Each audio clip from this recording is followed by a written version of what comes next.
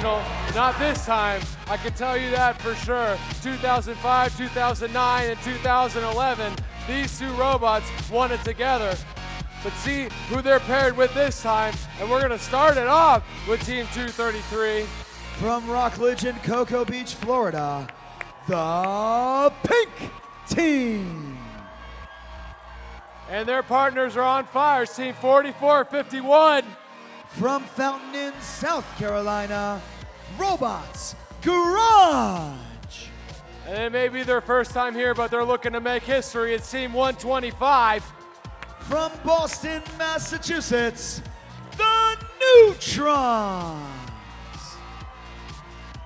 And here we go, one of the oldest teams in first, one of the oldest teams in Florida. It's Team 21. From Titusville, Florida, Combat. And I believe it's the second oldest team in Florida. It's Team 179. From Riviera Beach, Florida, the Children of the Swamp. And one of our local teams making a big splash here in Orlando. It's Team 1065.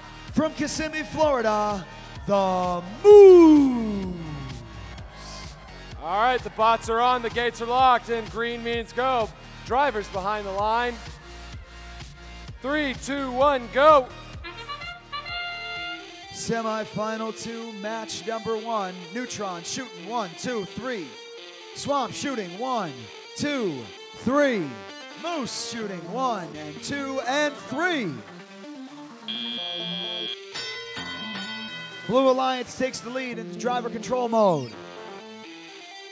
Red Alliance, though, has that ace up their sleeve. 4451 now, loading up at the feeder station. 4 Red Alliance colored discs now in their possession, making their way back to the red pyramid. Meanwhile, the Neutrons, 1, 2, 3, 4 shots. 179 now, loading their cartridge. Racing across the field, evading defense. There goes the Moose, shooting from the corner. Swamp shooting from the other corner. Up and in. 2, 3 for Swamp.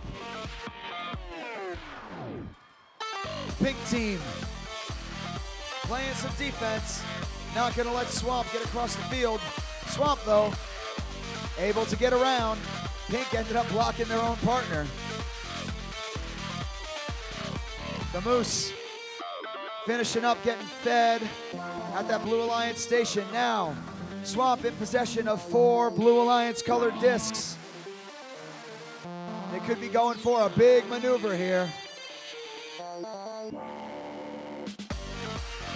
Moose getting in position. 30 seconds now left in the match. There goes Swamp elevating. 4451 has that climb, and they have dumped. Here comes Swamp with a 20-point climb. They have 10 seconds left. We see this maneuver. Here it comes. A dump from Swamp. And it's in with 3, 2, 1.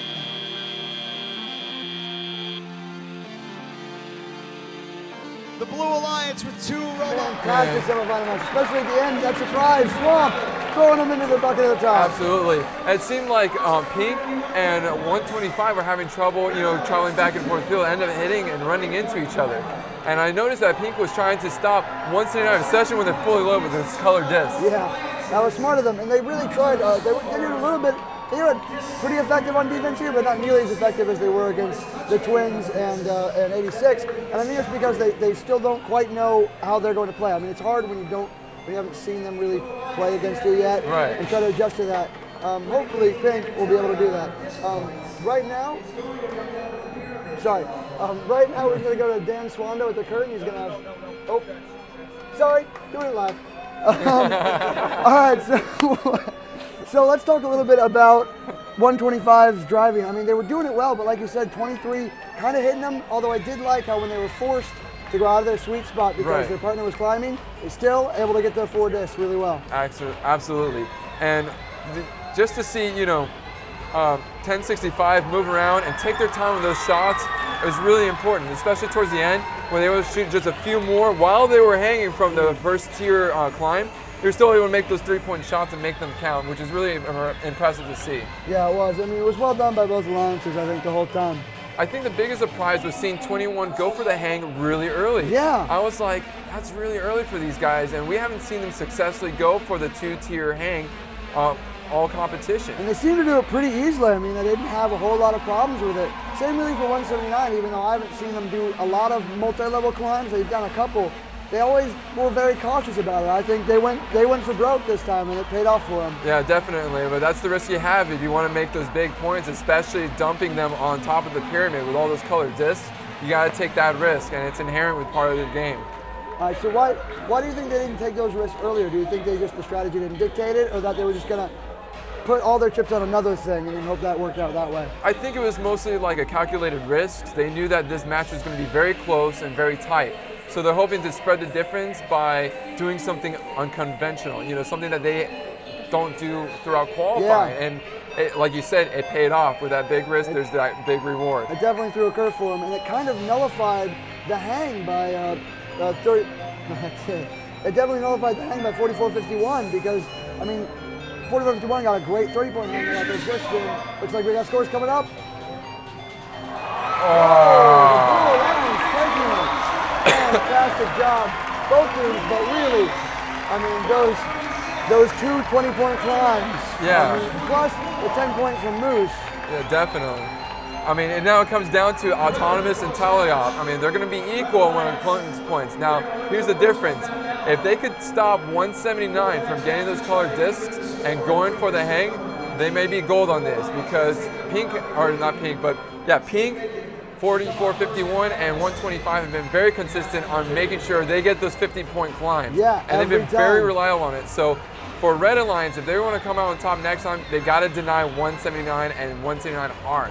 1065 and 21, I believe both of them have Mechanism Drive, so they don't have a really good defensive bot. So 179 is left out to do a lot of juking, jiving, and moving around. So if 233 and 125 are able to communicate, make sure they don't run into each other as much as this match, they could definitely stop 179. Heck, both of them could tag team 179. Just make sure they don't make it back to the pyramid. And really, you really don't have to delay them for a little while. I mean, they made it with about 2 seconds left in the thing. So just a little bit, just make them delay, make them go around, make them travel longer. I would even say, and when there's 30 to 20 seconds left on the clock, go back and hang, because they can hang for 10 points really quick.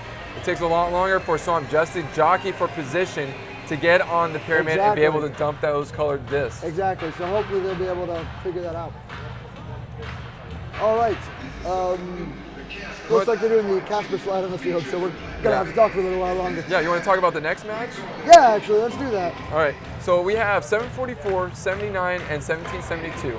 The very defense heavy, very aggressive team, but have been very good lately with shooting.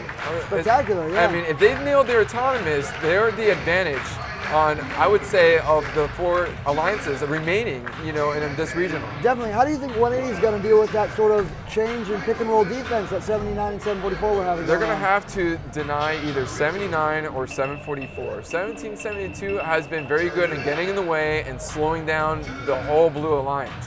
So 1772 needs to anticipate sort of where 180 is going to go and dictate. But the issue is not 180. It is the sleeper team or the sleeper robot on the Blue Alliance, which is 3410. Okay. I like to look at them as the little shooter that could. This small robot is ignored constantly throughout matches and ends up putting a lot of points through Taliop.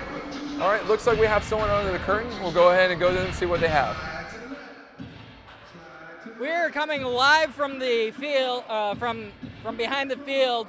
Spam seems to be having some difficulty. They have what seems to be a lower body injury that they're attempting to fix. Meanwhile, their alliance captain, 3556, their arm, they are desperately trying to fix it. They may be calling a timeout pretty soon. Now, if you didn't believe me yesterday about technical fouls, believe me now. Both of these matches in the semifinals have been critically decided by technical fouls. The last match, Blue Alliance would have won by 1 point if they didn't have that technical foul. Instead, they lost by 19. The second match, I have no idea what happened, but there was 50 points from hanging up on the board from both alliances. It was all decided by both the climbing and the discs. But we will keep you updated on the progress of 180 and 3556 and try to figure out what's going on down here. Back to you guys upstairs. Thanks for that, Dan. Yeah. All right, now what were you saying about 3410? 3410.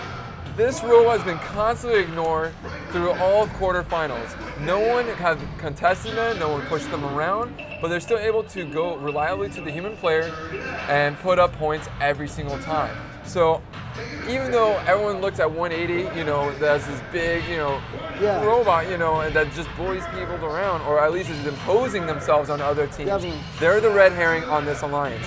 So you really want to look more closely on 3410. And again, 3556, you can't touch them. They immediately go for the hang. And so you gotta stop and deny them from shooting, which is what this Red Alliance is very good at, okay? All right. Looks like we got about 2 minutes left on the timeout. The timeout's been called in the field. Sorry, looks like our on-field reporter has gotten a little bit bored.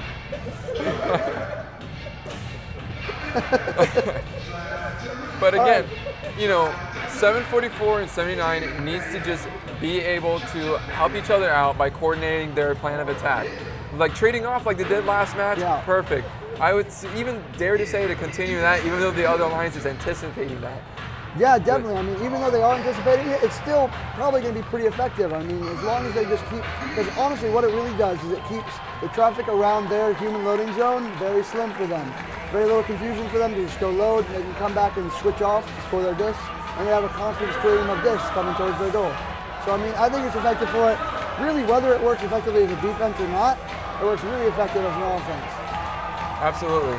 Now, with this upcoming match, do you think it's going to be very heavy on defense or offense? What was your take on it? I don't know. I mean, I'm anxious to say defense just because the 744 and 79 complement each other so well when they're switching off. But if 180 or if 3410 change their game, then 79 and 744 are going to have to be forced to either go full offense or find a different person to defend against. So, I don't know. I don't know. I mean, having 180 play decoy and have the other two teams, you know, tag team will trade off hits with 180 while 3410 just goes ahead, picks up all of these discs, take their time shooting and making them in.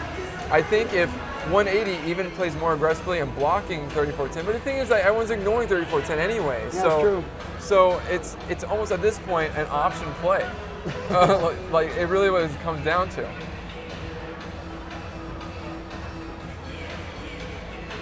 Looks like that timeout's winding down now. There's the buzzer.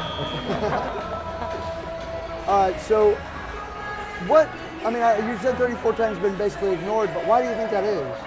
I think it's because just of how slow they shoot, but also they don't, you know, they don't instigate anything. They just do their thing. They do it very well. They're very quietly. They sneak around and just they just do their job. It's really what they do.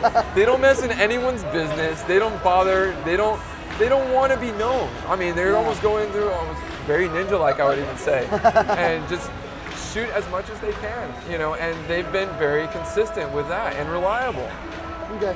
What do you think is going to happen with the auto for both these teams? Because it seems to be... I would say Red has the advantage in this. I would even say that, yes, because if 79 and 744 have been consistent with their accuracy, they're going to come on top with each match on autonomous, okay? And again, 1772, they need to play a bigger mind game, be able to go ahead and figure out where to go to manipulate the other alliance. Okay. So if 1772 had the option, would you, if you were the coach or if you were coaching the alliance, would you send them to go guard against 180 or 3410? I'd tell them to go after 3410. Yeah? I would, because that forces 180 to either, all right, let's go ahead and try to shoot, because they've been having jamming issues, you know, with the human player zone and taking a lot of time there. So I would even encourage 1772's driver coach to keep an eye on Spam while their team goes ahead and plays harassment on 3410. Doing that will set the difference and allow it to be a more offensive game. All right, sounds good. Looks like Dan's about to announce this semifinal match. Let's see what happens.